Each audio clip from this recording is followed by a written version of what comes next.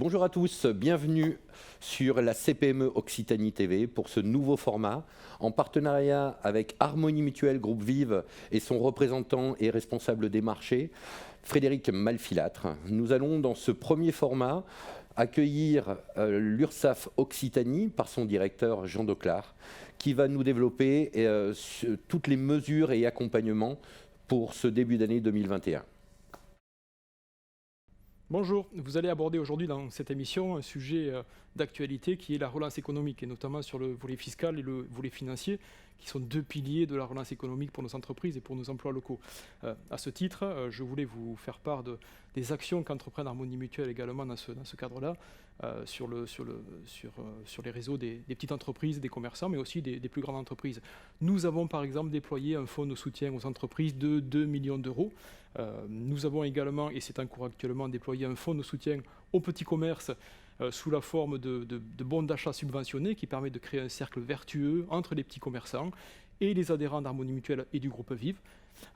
Et nous avons également créé une cellule de soutien psychologique pour les dirigeants d'entreprise et les décideurs et les dirigeants globalement, en partenariat avec l'association APESA, les chambres de métiers et plus largement le ministère de l'économie et des finances. Voilà, Harmonie Mutuelle est un acteur mutualiste de premier plan puisque nous assurons 4,6 millions de personnes protégées autour de sujets comme la santé, la prévoyance, l'épargne retraite, la prévention.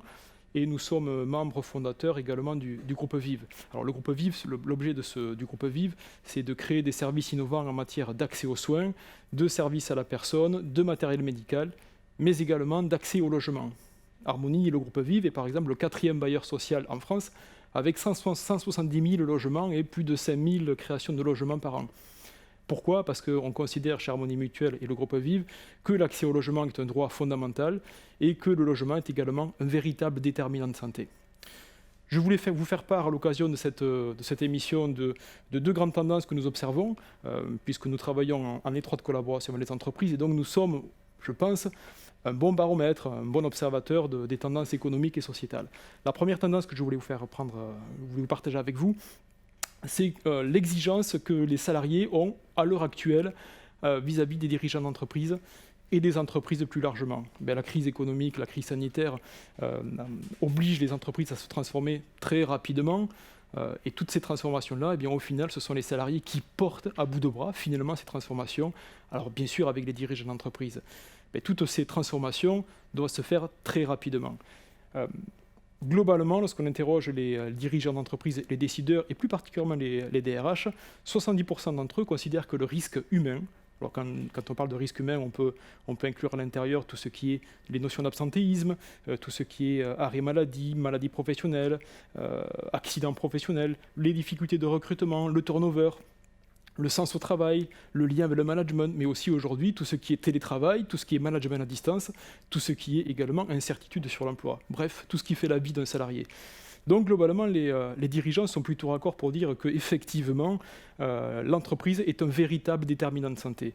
Par contre, lorsqu'on discute avec eux, ils ont également un petit peu de mal à s'approprier ces thématiques-là qui sont relativement multifactorielles puisqu'elles vont toucher à la fois et la vie professionnelle, le management, les stratégies organisationnelles, voilà, mais également la vie privée d'un salarié, voilà, sa situation familiale, le délai de transport, la situation familiale, la situation financière, voilà, bref, tout ce qui fait la vie d'un salarié. Et bien, chez Harmonie Mutuelle, nous déployons des solutions innovantes qui sont là pour aider les décideurs, et notamment les dirigeants, les DRH, à prendre les bonnes décisions sur leurs enjeux RH. La deuxième tendance de fond que je voulais vous témoigner, est induite par la loi Pacte. Alors la loi Pacte invite les entreprises à réfléchir sur un nouveau modèle économique qui ne serait pas celui du modèle anglo-saxon, mais plus proche du modèle européen, qui finalement questionnerait sur le rôle de l'entreprise au sein des sociétés, de la société au sens large, au sein de la ville, au sein de la cité. La loi Pacte pourrait inciter aussi les entreprises à réfléchir sur leur véritable raison d'être au sein de la société, en réfléchissant à des nouveaux enjeux sociétaux et environnementaux.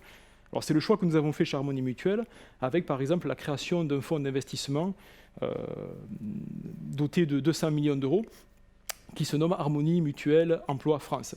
L'objet de ce fonds est de flécher des investissements vers des entreprises locales qui respectent des critères et sociaux et de maintien de l'emploi.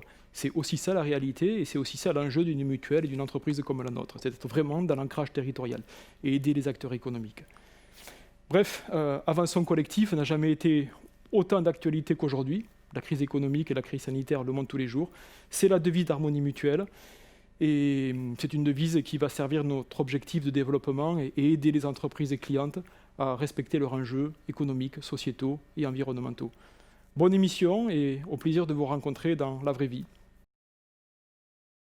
Bonjour, écoutez, je suis très heureux d'être parmi vous pour cette première émission de CPME TV Occitanie et très fier que l'URSSAF soit invité pour échanger avec vous sur ce début d'année, sur à la fois un petit bilan de l'année écoulée, mais surtout les perspectives en tant que chef d'entreprise que vous avez et les interrogations que vous pouvez avoir vis-à-vis de l'URSSAF.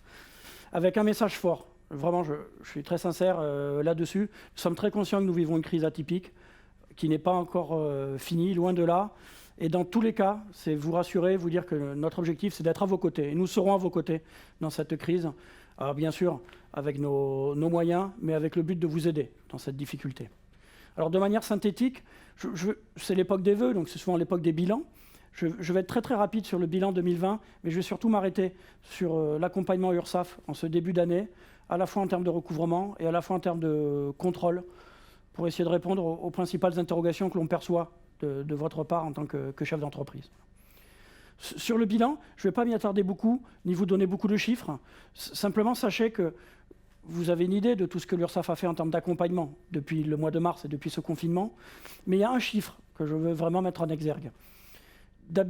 D'habitude, sur une année normale, quand on est un an en avant, nous avons à peu près 100 millions en Occitanie de reste à recouvrer, c'est-à-dire 100 millions que nous n'avons pas encaissés. Pour vous donner une idée, fin 2020, nous sommes à quasiment 850 millions d'euros, donc 8 fois plus de cotisations qui n'ont pas été encaissées, ce qui vous montre l'ampleur quand même de la crise économique. A contrario, on peut le prendre d'une autre manière, ce chiffre, et le positiver. Ça veut dire que traditionnellement, en Occitanie, nous encaissons 25 milliards chaque année, et là, ça veut dire que nous avons encaissé 94% de cette somme. Donc oui, il y a 6% qui n'ont pas été encaissés, qui représentent les 850 millions que je vous ai évoqués, mais ça veut dire que le reste a été encaissé, ce qui montre quand même l'effort des chefs d'entreprise dans cette crise pour payer leurs cotisations. Et je voulais m'y arrêter quand même 2 minutes, parce qu'on évoque toujours ceux qui fraudent, ceux qui ne jouent pas le jeu, mais ça existe bien sûr, mais c'est une infime partie par rapport à l'action qu'on a mesurée des chefs d'entreprise d'Occitanie qui ont pour la plupart vraiment essayé de jouer le jeu. Après, le sujet, c'est que nous sommes à mi-janvier. Qu'est-ce qui va se passer maintenant en termes d'accompagnement de l'URSSAF? La crise continue, on le voit bien. Et donc, nous avons 3 leviers que nous mobilisons. Le levier des reports de charges, de cotisations. Le levier, j'y reviendrai, des annulations, des exonérations de cotisations et d'aides. Et un 3e levier qui sera des propositions de plans d'appurement pour régler la dette.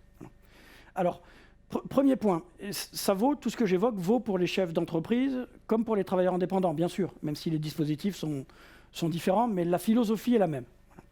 Alors, premier point, sur les reports de cotisations, vous l'avez vu depuis le mois de mars, il y a eu des reports réguliers de cotisations patronales et salariales. Depuis le début d'année, depuis début 2021, ces reports n'existent que pour les secteurs qui sont fermés totalement ou partiellement. Donc, en clair, pour les secteurs de la restauration, de l'hôtellerie, l'événementiel, voilà, les discothèques, les salles de sport, voilà, bien sûr, ces secteurs d'activité sont fermés. Donc, en janvier, vous pouvez continuer à reporter vos cotisations. C'est complètement normal. Voilà. Par contre, pour tous les autres secteurs, l'idée est d'aller vers une reprise progressive et donc de payer ces cotisations courantes, à la fois patronales et salariales. Donc, une idée de reprise progressive d'un fonctionnement courant, sauf les secteurs qui sont les plus impactés. Pareil pour les travailleurs indépendants ou sur les secteurs que je vous évoque, les prélèvements sont toujours suspendus. Par contre, en dehors de ces secteurs-là, les prélèvements des travailleurs indépendants ont repris de manière classique. Deuxième sujet, je m'y arrête un peu, parce qu'on nous dit souvent, bon, c'est bien, vous avez fait des reports, mais c'est sympa, mais à un moment donné, les reports, il faut les payer. Et ce qui est vrai, il faudra bien les payer un jour. Par contre, vous ne paierez pas, selon les secteurs d'activité où vous êtes, selon la taille de l'entreprise que vous représentez, vous ne paierez pas l'intégralité des cotisations, puisqu'il existe des dispositifs d'exonération des cotisations et d'aides. Et je m'y arrête 2 minutes parce qu'il est important de savoir, quand vous êtes une structure de moins de 250 salariés, si vous êtes dans des secteurs particulièrement impactés, donc notamment hôtellerie, restauration, voilà, l'événementiel, voilà, vous les connaissez, ces secteurs-là. Si vous êtes dans des activités qui sont liées à ces secteurs, vous pouvez bénéficier des annulations de cotisations patronales. Alors, ce ne sont pas toutes les cotisations qui sont annulées, mais les cotisations patronales peuvent être annulées, et vous pouvez bénéficier aussi d'une aide supplémentaire qui peut vous aider à payer ces cotisations. Ce sont les chefs d'entreprise, donc c'est vous-même qui devez faire ces déclarations. Vous pouvez les faire encore. Et pour vous donner une idée, à ce jour, en Occitanie, il y a à peu près 200 millions d'euros qui nous ont été déclarés déjà comme devant être annulés en termes de cotisation. Donc un dispositif qui est connu, mais qu'il ne faut pas hésiter à utiliser, puisque ça va minimiser et minorer le montant des cotisations qui seront finalement dues à l'URSSAF. Et tout ça m'amène au 3e levier, qui est qu'une fois que nous aurons déterminé la dette qui reste à la fin de cette période, alors dans notre jargon, nous, c'est la dette Covid, une fois que nous aurons fiabilisé cette dette, nous allons aller vers vous pour vous proposer des modalités de paiement qui vous permettront d'apurer cette dette. Là aussi, un message fort, ce n'est pas ce que fait l'URSSAF habituellement. Ne venez pas vers nous, comme Lagardère, c'est nous qui allons aller vers vous. Donc c'est nous qui irons vous faire des propositions de plan d'apurement, une fois qu'on aura fiabilisé la dette, une fois qu'on aura bien chiffré les minorations de cotisations si vous y avez droit. C'est nous qui vous enverrons une proposition de plan d'apurement avec des échéanciers qui peuvent être beaucoup plus longs que d'habitude et surtout des échéanciers qui pourront être modulés. L'idée étant de vous aider progressivement à reprendre en fonctionnement courant. Et nous, notre objectif, ce n'est pas à un moment donné où vous aurez une reprise d'activité, je l'espère, le plus vite possible, de vous demander de payer à la fois les cotisations courantes et à la fois un moratoire sur des dettes antérieures qui seraient trop élevées, qui vous mettraient en difficulté.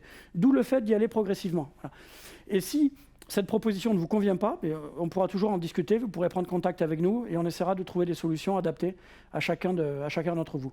Donc, vous voyez, des leviers qui nous permettront de vous accompagner selon vos situations, selon vos secteurs d'activité, pour cette reprise qu'on espère le plus rapide possible, mais qui dépend vraiment de la situation sanitaire. Voilà. Ça, c'est sur la partie accompagnement, sur le recouvrement. Je dis 2 mots aussi sur la partie contrôle, parce que nous avons beaucoup d'interrogations sur les contrôles. Est-ce que vous continuez à vous déplacer en entreprise, à effectuer les contrôles? Sachez que depuis le mois de juillet, septembre, nous avons repris progressivement les contrôles, mais avec une logique qui nous est demandée au niveau national, donc qui s'applique à l'Occitanie comme ailleurs, avec une logique très simple, qui est de s'appuyer sur une base de cotation qui nous permet de déterminer si une entreprise est dite fragile ou pas. Quand on dit fragile, c'est par exemple, elle est dans un secteur d'activité qui est fermé, elle a eu recours au chômage partiel, elle a eu une évolution de ses effectifs plutôt à la baisse, avec moins d'intérim. Bon, je vous fais grâce des détails de la cotation, mais ça nous permet de déterminer dans notre fichier d'entreprise si l'entreprise est fragile ou pas fragile. Et nous n'effectuons les contrôles que sur des entreprises dites non fragiles. C'est important, parce que pour nous, le but, ce n'est pas de rajouter des complications aux chefs d'entreprise dans un contexte qui est déjà compliqué. Voilà. Donc voilà, à ce jour, nous sommes mi-janvier, ce que nous envisageons côté URSSAF en termes d'accompagnement. Et je terminerai sur un focus, là j'ai beaucoup parlé des entreprises, mais sur un focus pour les artisans, commerçants, travailleurs indépendants, voilà, qui représentent quand même une part très importante de notre fichier en Occitanie. Les dispositifs que j'évoquais de report de cotisation voilà, font partie aussi du panel pour les travailleurs indépendants, avec des possibilités de moduler les revenus pour ne pas qu'elles soient trop lourdes, des possibilités d'abattement de cotisation quand vous êtes dans des secteurs très impactés. Et puis, ce n'était pas quelque chose que faisait beaucoup l'URSSAF, aussi des aides directes pour les travailleurs indépendants. Ça, c'est un héritage de l'ancien RSI que nous avons intégré. Des aides directes pour aider les travailleurs indépendants en difficulté économique. Et pour vous illustrer un chiffre, en 2020, c'est plus de 110 millions d'euros qui ont été versés par les URSSAF en Occitanie directement aux travailleurs indépendants. Donc c'est de l'abondement direct de trésorerie. Ce n'est pas une somme négligeable et c'est un moyen pour nous de soutenir l'économie. Voilà. Parce que, et je conclurai là-dessus, je le dis avec peut-être un peu d'humour, mais je suis très sincère là-dessus, l'URSSAF, c'est votre ami, dans cette crise. Je sais que ça peut être vécu comme une provocation, mais je suis très sincère là-dessus. Notre objectif est de vous aider à passer ce cap difficile, et nous ne le faisons pas pour des raisons philanthropiques ou d'image, nous le faisons pour des simples raisons, qui est que l'ensemble de notre système de protection sociale est assis sur les cotisations, donc il est assis sur l'activité, et donc c'est notre intérêt de vous aider à passer ce cap-là. Et compte tenu de l'ampleur de la crise, je pense que plus nous serons ensemble, plus nous serons à votre écoute, et plus nous arriverons à passer ce cap difficile. Merci Jean Dauclard, directeur général de l'URSSAF Midi-Pyrénées, pour votre intervention. Il est vrai que pour nous, chez l'entreprise, il y a toujours une relation privilégiée et particulière avec l'URSSAF. Il est un grand nombre de questions auxquelles nous n'avons pas posé. Et puis on va peut-être parler plus des thématiques que vous avez abordées sur les exonérations et les reports, puisque pour nous, il est un véritable sujet central, puisque nous avons déjà communiqué sur ce sujet-là. Le report en soi de charge est un élément d'urgence, de travail sur la trésorerie, et reste pour nous à reprendre l'activité pour pouvoir créer de la richesse et pour pouvoir commencer à procéder au remboursement. Or, force est de constater qu'un grand nombre de nos entreprises nous disent aujourd'hui qu'elles ne sont pas en capacité et ne seront à court terme pas en capacité de commencer à procéder à un remboursement. Alors, un certain nombre de nos présidents d'unités territoriales, de CPME départementales, ont souhaité pointer sur des sujets, ont souhaité vous poser un certain nombre de questions, et on aimerait avoir votre avis là-dessus, et puis si vous le souhaitez, on pourra ensuite développer les commentaires. On va commencer peut-être par la question de Michel Darios, président de la CPME Tarn-et-Garonne. Bonjour Monsieur le Directeur, Michel Darios, président de la CPME de Tarn-et-Garonne. Concernant les reports d'échéance des charges sociales, des calendriers de règlement ont été proposés aux entreprises. Auront-elles la possibilité de les négocier et des majorations de retard seront-elles à craindre en cas d'octroi de délais plus longs? Merci. Bonjour Monsieur Darios. Pour répondre à votre question, et par rapport à ce qu'évoquait Samuel, en fait nous sommes très conscients qu'à un moment donné, il nous faut fiabiliser la dette que nous doit l'entreprise en sortie de cette crise Covid. Ça sera la première étape. Ensuite, en effet, nous comptons vous proposer des plans d'appurement pour payer cette dette. Alors, je précise tout de suite, nous avions envoyé quelques premiers plans au mois de novembre, mais c'était l'époque où nous ne connaissions pas le deuxième confinement. Donc, autant vous dire que nous n'avons pas envoyé beaucoup de plans d'appurement et nous avons tout quasiment stoppé. Ce que nous allons faire maintenant, c'est en dehors des secteurs qui sont toujours fermés, je pense notamment les bars, les restaurants, l'événementiel, où là, par définition, le montant de la dette continue à croître, donc ça ne sert à rien d'envoyer des plans d'appurement, alors que la situation n'est pas stabilisée. Voilà. Par contre, en dehors de ces secteurs-là, sur tous les autres secteurs d'activité, nous sommes en train de refiabiliser les montants de dette. Quand je dis les fiabiliser, il y a un travail, parce qu'il y a aussi beaucoup d'annulations de cotisations, et donc qui vont minimiser et minorer le montant dû par l'entreprise. Et une fois que ce montant sera fiabilisé, nous vous proposerons des plans d'appurement qui pourront s'étaler, certains jusqu'à 36 mois, qui seront modulés, j'insiste là-dessus, et par rapport à ce que vous évoquez, Samuel, c'est un vrai sujet.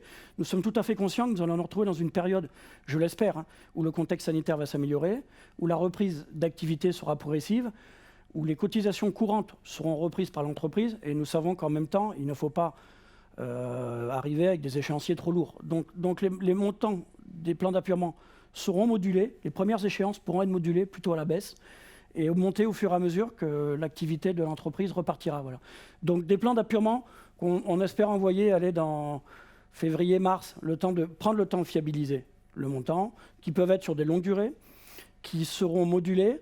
Vous évoquez la question, il n'y aura pas de majoration de retard, bien sûr, là ce n'est pas imputable à l'entreprise.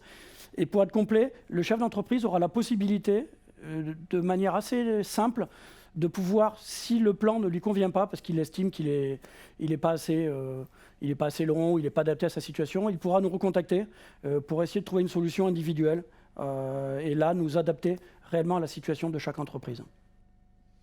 Merci. Alors, dans les questions qu'il pose, d'autres thèmes sous-jacents viennent se présenter à nous. Premièrement, qu'en est-il pour des délais supérieurs à 36 mois ? C'est un véritable sujet, puisque rembourser en 36 mois l'équivalent ne serait-ce que d'une année, si ce n'est pas deux, Une année, ça implique être en capacité de générer 30% de marge par an en plus dévolue aux charges.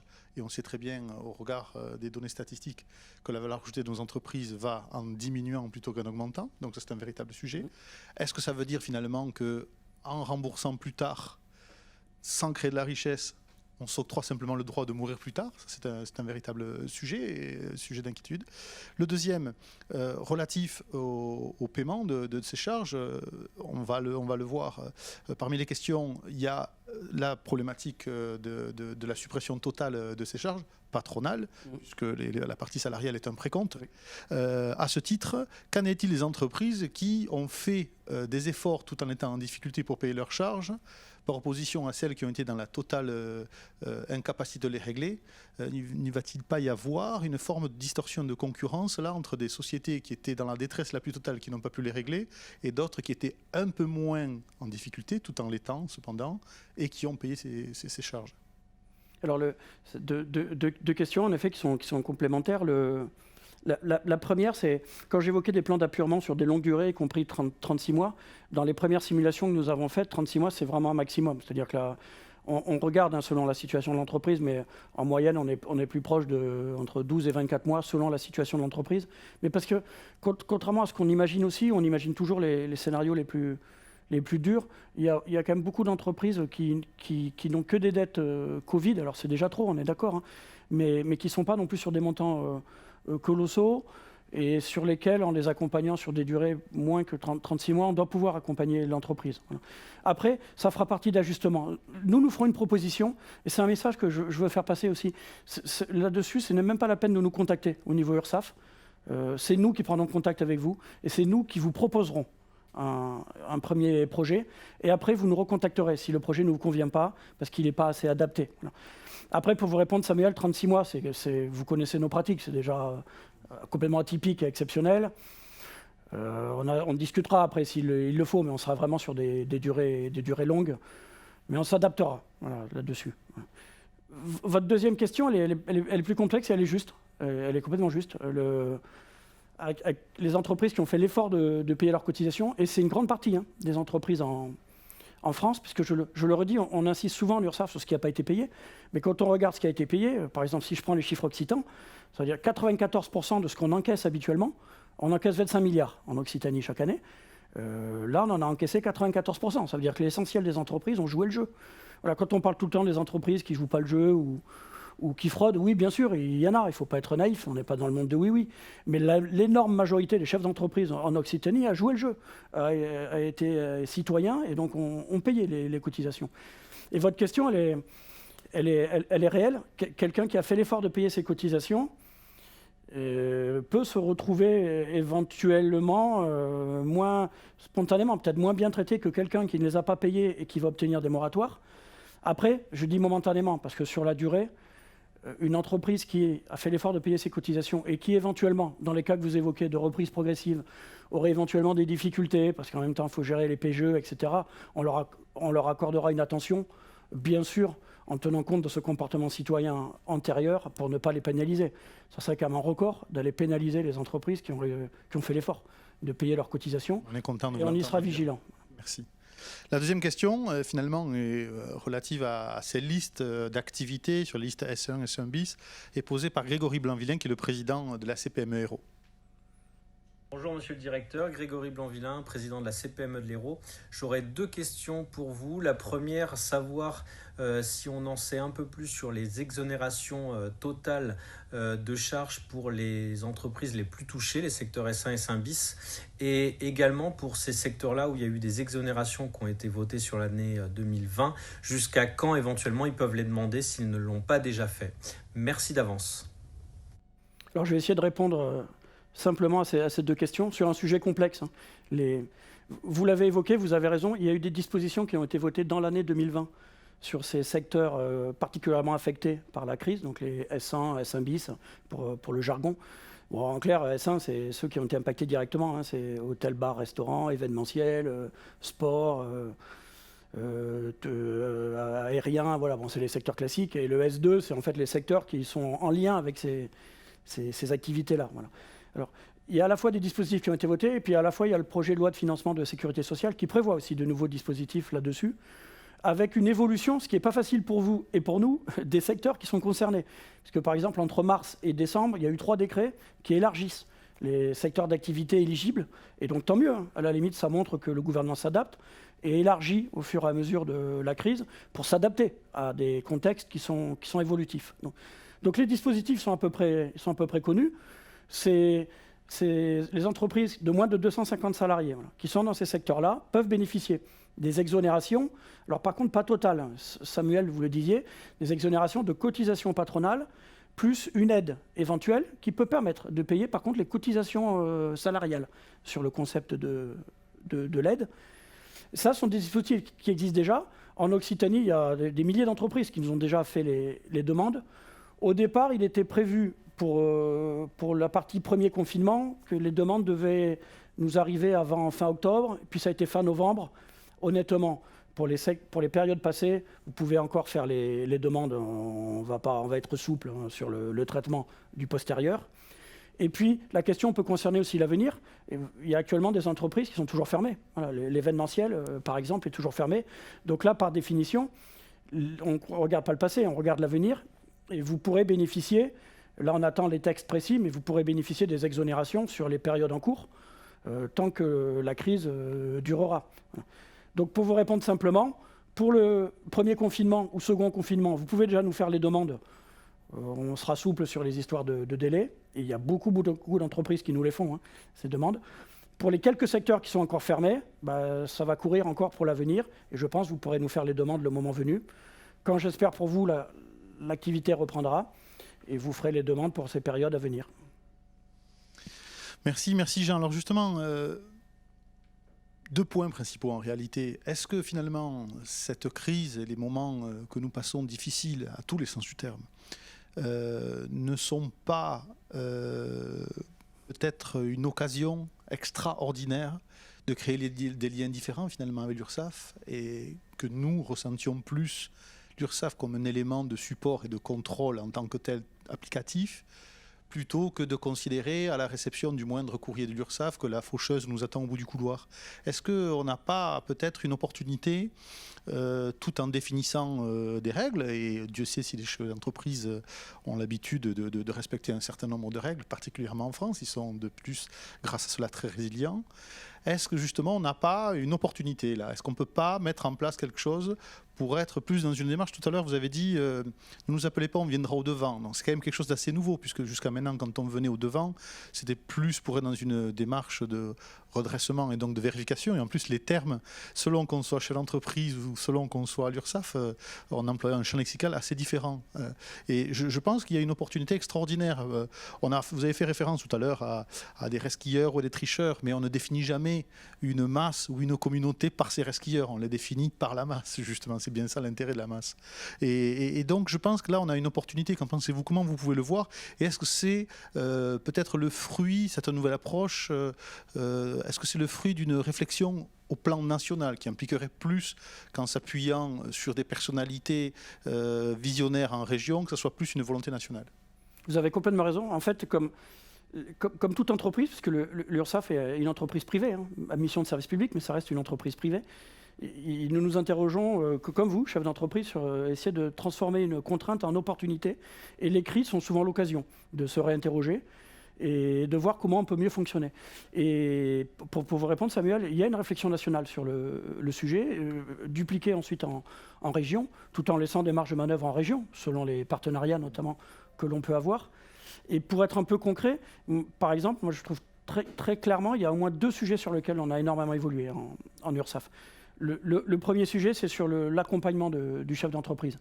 C'est de se rendre compte que le droit social est compliqué en France et qu'il nous faut nous mettre à sa disposition, qu'il nous faut l'écouter, tout en appliquant les règles. Vous avez raison, on peut le faire avec bienveillance. Je dirais que presque c'est l'occasion d'aller encore plus loin dans l'application du droit à l'erreur, tous ces dispositifs que l'on évoque. C'est l'occasion de les mettre en œuvre de manière concrète. Voilà. Et on est d'autant plus sensible en URSSAF à ça que, je le rappelle, nous avons des conseils d'administration avec les représentants syndicaux, patronaux et salariés. Et par exemple, l'URSSAF du Languedoc et l'URSSAF de Midi-Pyrénées sont présidés par des des représentants de la CPME, et donc qui nous alertent très souvent. J'ai du mal à le sortir, mais on y arrive. Mais qui nous alertent très souvent sur la réalité des situations que rencontrent les chefs d'entreprise. Donc on y est de plus en plus sensible à ce que ressent un chef d'entreprise. Et la première évolution forte, c'est ça, c'est changer la posture. Alors on avait commencé à le faire, mais c'est l'accentuer vraiment très très fortement. Et les crises nous servent d'accélérateur. Là, c'est très sain. Et la deuxième évolution, pour moi, elle est très claire aussi. On y était très sensible en Occitanie, mais là, je trouve que ça l'accentue. C'est de nouveau remettre en avant la proximité et de nouveau mettre en avant les territoires. Et ça, on se rend compte. On peut déterminer des politiques à un niveau national ou régional. La mise en œuvre, si on veut qu'elle soit effective, l'opérationnel, il vaut mieux le jouer avec les acteurs et les maillons territoriaux. Et d'où l'importance d'avoir des relais dans chaque territoire, parce que les contextes économiques ne sont pas les mêmes. En Midi-Pyrénées, nous avons un président qui est de Tarbes. Sincèrement, quand vous regardez la situation des Hautes-Pyrénées, qui est probablement le département de France le plus touché, avec le bassin lourdais, c'est quand même pas complètement la même situation qu'en Haute-Garonne ou dans l'Hérault. Et donc il est très important, moi je trouve que c'est le deuxième gros sujet sur lequel on va évoluer, d'être encore plus proche des territoires pour répondre aux aspirations de proximité et les besoins des chefs d'entreprise. Et c'est comme ça qu'on y arrivera. Et je termine là-dessus, quand je dis souvent en plaisantant, l'URSSAF c'est votre ami, chef d'entreprise, je suis très sérieux. Et c'est pas philanthropique, c'est que toutes nos cotisations, elles sont assises sur l'activité. Nous, notre intérêt, c'est d'aider le chef d'entreprise à vivre, pas le couler. Après, à nous de le travailler. Et à nous, comme on le fait là, en partenariat, avec une autre relation, à aboutir à un mode de relation qui est favorable aux chefs d'entreprise. Et je suis convaincu que cette crise, ça va nous aider. Puissiez-vous faire que vous soyez entendu, notamment sur l'intérêt de maintenir en vie des entrepreneurs pour mieux pouvoir par la suite les prélever. C'est vrai que c'était quelque chose qui a tendance à être un peu oublié. Merci Jean Doclard, directeur général de l'URSSAF Midi-Pyrénées, d'avoir répondu à nos questions et d'être venu apporter vos éclairages sur nos interrogations. C'était sur le numéro 1 de notre bulle vidéo Les Rencontres Éco.